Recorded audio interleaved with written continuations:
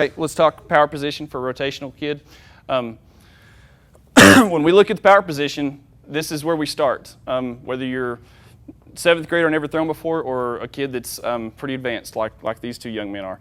For a rotational guy, it's a little different. You know, I don't usually, in my opinion, I don't usually start younger kids off with rotation, but in Tanner's case, he came in his junior year and started rotating after, you know, being a real beginner glider before that. So when we started talking about power position with Tanner, the first thing that we changed is we went from about an 80-20 weight distribution to about a 60-40. So right now what he wants to have is he wants to have about 60% of his weight on the back foot, 40% on the front foot. He's right-handed, so he's going to have most of his weight here, a little bit here. That's really, relatively speaking, that's fairly even distribution, okay, as opposed to a glider. Come here, Kyle.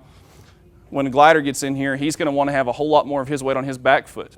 So whenever we put him into the power position, his weight is going to go directly onto his back toe, and this left leg is mostly straight, almost straight.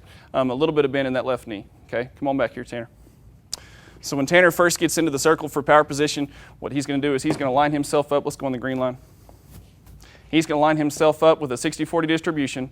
He's going to get a lot of torque and rotation on this toe, and then he's just going to try to squat jump and vertically press his body into the air. Okay, so let's go ahead and let's rotate back, rotate forward, and let's just squat jump.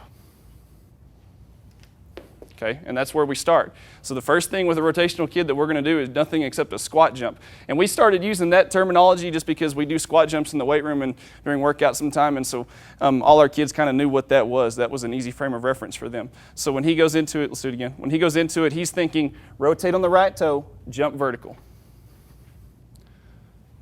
Good. And then he's giving it kind of a real gentle reversal right now, which means that he went ahead and he switched his feet and faced the other direction in the circle, and that's fine. When I start a kid out, as far as very first day rotational shot put, I just kind of let that happen.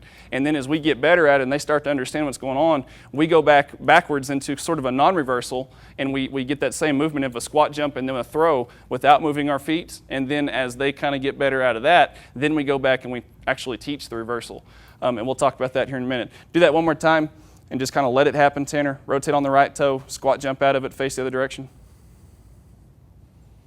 Now, we're jumping into things a little bit, and we haven't gone all the way back through some of the very first elements that we're going to need to talk about. But this is the first thing that we start talking about is weight distribution in the power position.